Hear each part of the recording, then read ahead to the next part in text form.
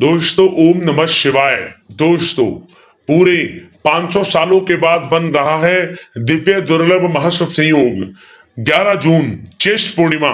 इस दिन चुपचाप गाय को खिला दें। यह एक छोटी सी चीज रोड़पति भी होंगे करोड़पति, मिलेंगी सभी संकटों और कष्टों से मुक्ति। मृत्यु दंड पितृदोष तुरंत हुआ खत्म। पूरे साल आपके घर में भरे रहेंगे अन्न धन के भंडार।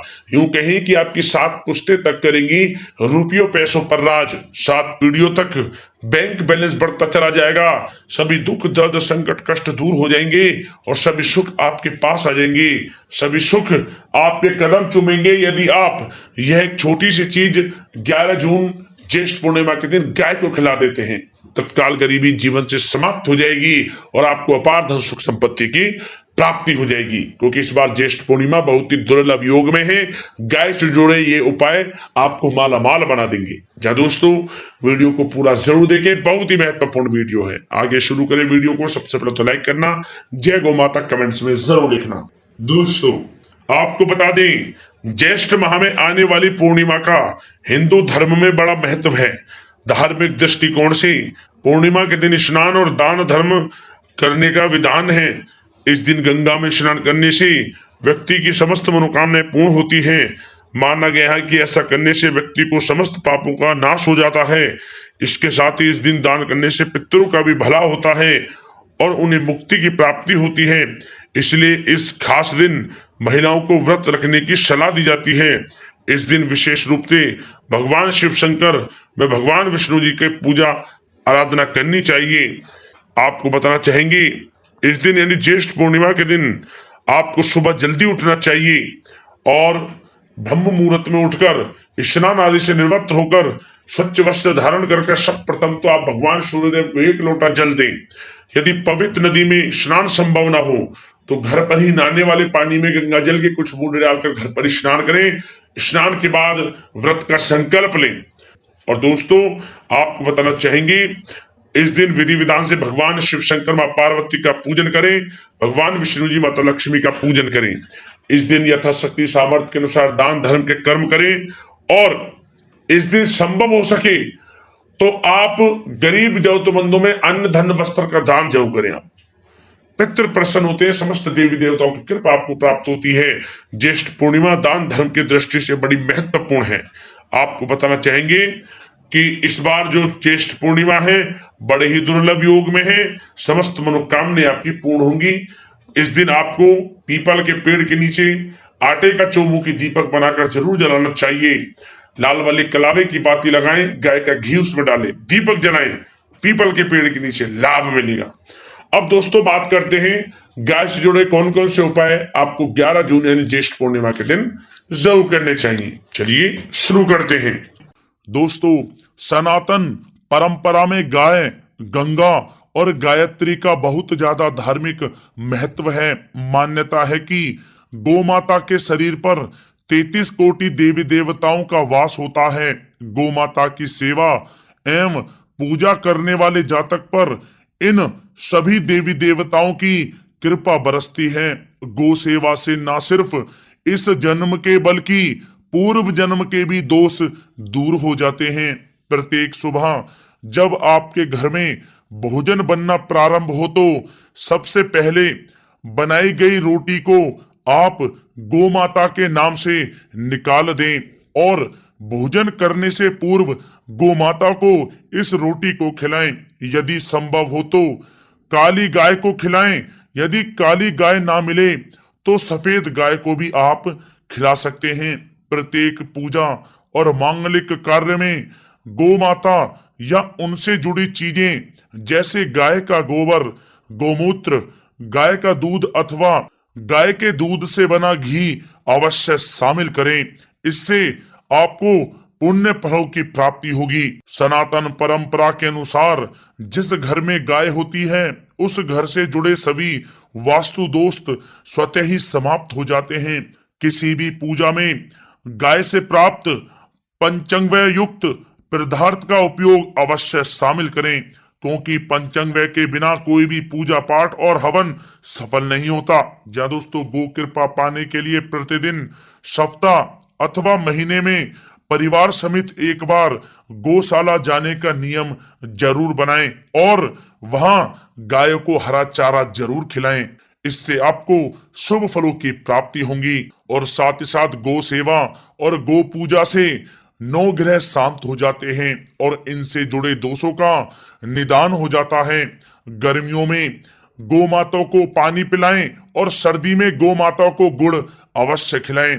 ध्यान रखें कि गर्मियों में गाय को गुड़ ना खिलाएं।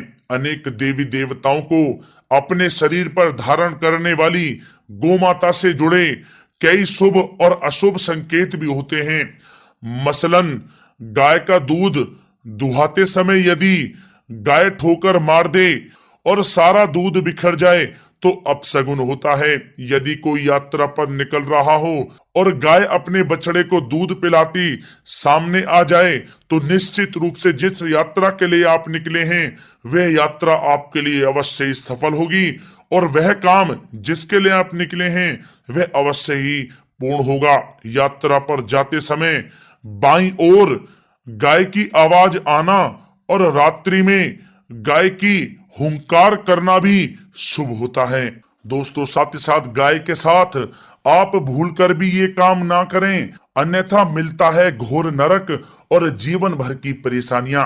जय दोस्तों, गाय को राष्ट्रीय पशु बनाए जाने और इन्हें मौलिक अधिकार दिए जाने की बात हो रही है तो सवाल उठता है कि गाय जब भारतीय संस्कृति का अहम हिस्सा है तब भी गाय के साथ लोग खराब व्यवहार कैसे कर लेते हैं। गाय दर दर भटकती रहती है, भरपेट इन्हें चारा तक लोग नहीं देते। गाय जब तक दूध देती रहती है तो उनकी सेवा होती है और जैसे ही दूध देना बंद कर देती है तो लोग इन्हें उनकी किस्मत पर छोड़ देते हैं, सड़कों पर और गलियों में भटकने के लिए। ऐसे में गोवंशी जीवों को कोई डंडे से मारता है तो कोई उन पर पानी डाल देता है। कभी वाहनों से इन्हें ठोकर लग जाती है तो कभी बीमार होकर बेचारी ये गाय दम तोड़ देती हैं। ऐसे में जरूरत है इन बातों को जानने की कि गाय को लेकर शास्त्रों में क्या कहा गया है, गाय के साथ आपको कैसा व्यवहार करना चाहिए। या दोस्तों, गाय को कभी भी मारना पीटना नहीं चाहिए। शास्त्रों में गाय को माता का दर्जा दिया गया है। गाय को मारने पीटने वाला माता को मारने पीटने वाले के समान पाप का भागी माना जाता है। ऐसे घरों को नरक लोक में वर्षों तक कष्ट भोगना पड़ता है। अगले जन्म पशु योनि में मिलता है। कथा है कि गौतम मुनि ने गलती से गाय को डंडा मार दिया था जिससे गाय की मृत्यु हो गई थी और इस पाप से मुक्ति के लिए इन्हें वर्षों तक तपस्या करनी पड़ी। भगवान श्री कृष्ण जी ने बैल स्वरूप में आए वृत्तासुर का वध कर दिया था जिससे मुक्ति के लिए भगवान श्री कृष्ण को संपूर्ण तीर्थों को एक कुंड में बुलाना पड़ा और इस कुंड में स्नान से वह पाप मुक्त हो गए थे। या दोस्तों, साथ ही साथ जो लोग पानी पी रही गाय को भगाते हैं वे घोर पापी के भागी बनकर नरक भोगते हैं, ऐसा पुराणों में बताया गया है। जबकि जो लोग गाय के लिए प्याऊ और चारा घरा बनवाते हैं वह महाभाग्यवान होते हैं। ऐसे लोग घोर पाप से मुक्त होकर स्वर्ग पा जाते हैं और बड़े ही धनवान कुल में जन्म लेकर सुख भोगते हैं। और साथ ही साथ आराम कर रही गाय को कष्ट देकर कभी भी उठाना नहीं चाहिए। कहते हैं कि जिस स्थान पर गाय बैठी है वहां से नकारात्मक ऊर्जा समाप्त हो जाती है। गाय के बैठने की जगह को जो लोग नियमित साफ रखते हैं वे पूर्व जन्म में किए गए जाने अनजाने में पापों से मुक्ति हो जाते हैं और गोलोक में स्थान पाते हैं। गाय को डंडा मारकर उठाना, पानी डालकर उठाने से मनुष्य पाप का भागी बनता है और अगले जन्म में उसे दर दर भटकना पड़ता है। और साथ ही साथ शास्त्रों में बताया गया है कि गाय का दूध उसके बछड़े के लिए होता है। गाय के बछड़े से बचा हुआ दूध ही मनुष्य को लेना चाहिए, लेकिन कुछ लोग एक बार गाय को दूह लेने के बाद फिर से बछड़े के लिए बचा हुआ दूध भी दूह लेते हैं। ऐसा करना घोर पाप कहा जाता है।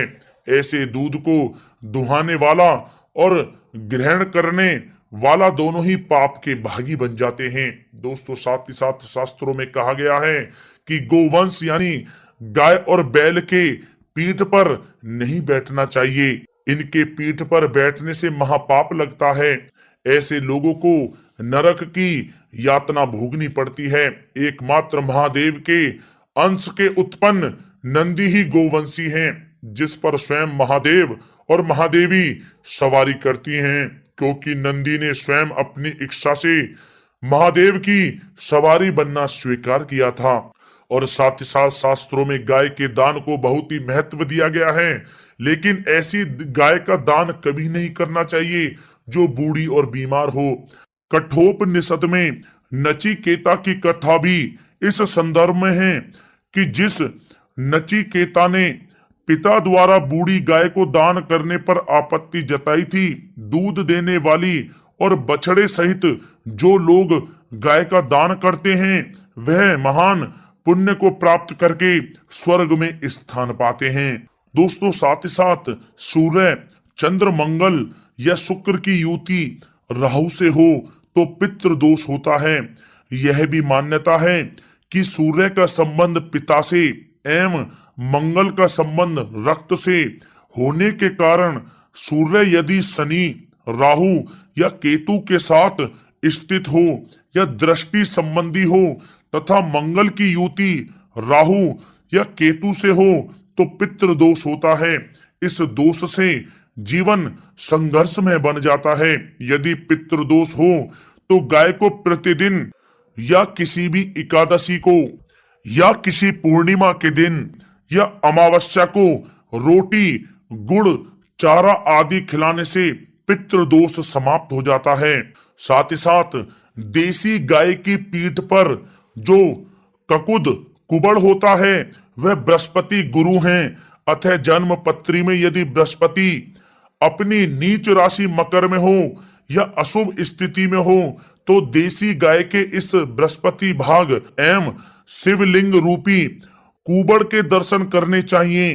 गुड़ तथा चने की दाल रखकर गाय को रोटी भी दें, इससे आपको शुभ फलों की प्राप्ति होगी। और साथ ही साथ यदि आप रास्ते में जा रहे हों और सामने से गौ माता आती हुई दिखाई दें तो गौ माता को आप अपनी दाहिनी ओर से जाने देना चाहिए। आपकी यात्रा अवश्य ही सफल होगी। और साथ ही साथ यह संकेत भी जान लें, यदि आप यात्रा पर जा रहे हैं और सामने आपके गाय पड़ जाए अथवा अपने बछड़े को दूध पिलाती हुई सामने गाय दिखाई दे जाए तो समझ जाना कि वह यात्रा आपके लिए अवश्य ही सफल होगी। और साथ ही साथ जिस घर में गाय होती है उसमें वास्तु दोष स्वतः ही समाप्त हो जाता है।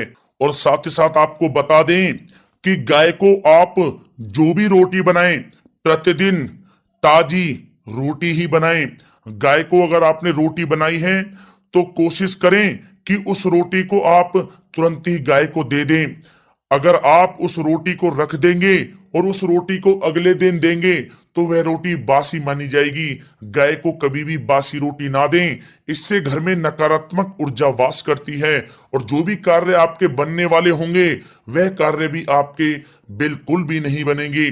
इससे आपके घर में हमेशा दरिद्रता का वास रहेगा और आप जिस भी कार्य को करेंगे उस कार्य में आपको हमेशा असफलता ही हाथ लगेगी। इसलिए कोशिश करें गाय को रोजाना ताजी रोटी बनाकर खिलाएं और रोटी को बिल्कुल ना रखें, बासी रोटी गाय को ना दें। और साथ ही साथ सड़ी गली चीजें गाय को नहीं खिलानी चाहिए कि घर में कोई फल है, कोई सब्जी है, सड़ जाए तो लोग क्या करते हैं गाय को खिला देते हैं। नहीं, ऐसा नहीं करना चाहिए।